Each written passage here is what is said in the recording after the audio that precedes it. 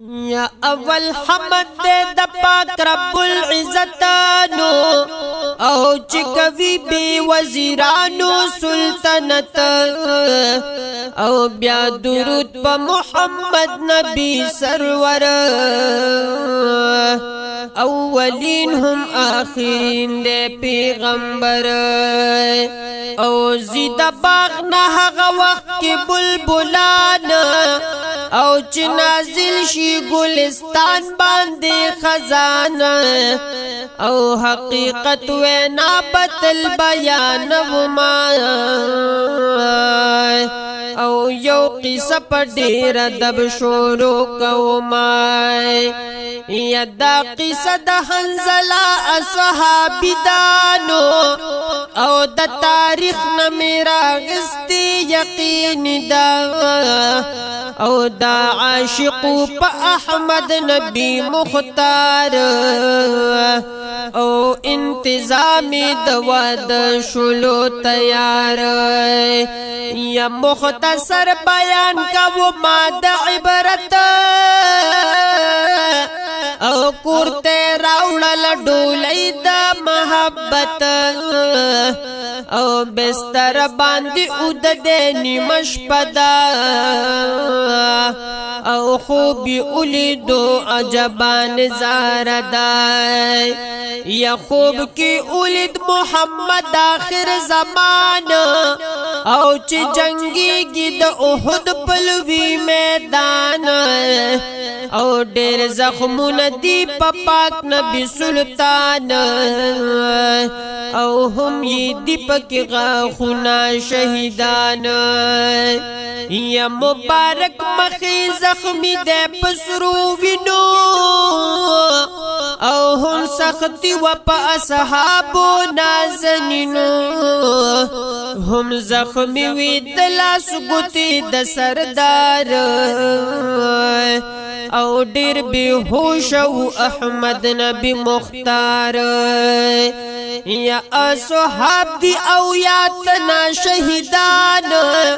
او ورود د وینو د هر چا په مخروان او چې کوم وخت کې خوب کې ولید د حالت او را بیدار شو حنزله هغه ساعت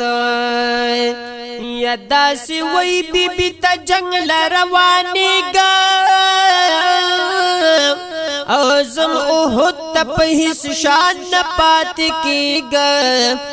او د زخمی احد کې پاک نبی حضرت هم اصحاب دے مندل شہادت او بی بی وائی چی ما هم خوب دے لیدلینو او ما چی اکتل اسمان تاو خطلی او درواز لرشو داخل شوی پا اسمان او بیا وربن شو واپس را نغلی قربان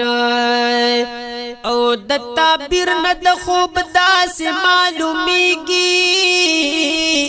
او شهادت دې پتن دی باندې زلیږي او دا یوش پر اثر وکړه شوهرا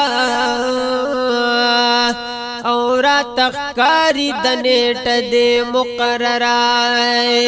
او پرنا چې دلک او وینم خاونده او پی جندل ملانی عزت مند او حنزله بی بی تا اویل چی زمان او پاک رسول تخام خازان رسو مای او که واپس راغلم استا یا مخاوند او زندگی بمو تیریگی د خوگ جوند او که شهید شم خزی ووردا گفتن او دا زما جامی بوی زما کفن یا د قمیص لستوڼې اوښلو په دې نیتانو او ورته وی ګوره مې ورځ کې د قیامت او د قیامت په ورځ به لویه نښه دا وي او چې شلیدلی به لستوڼی هم زما وي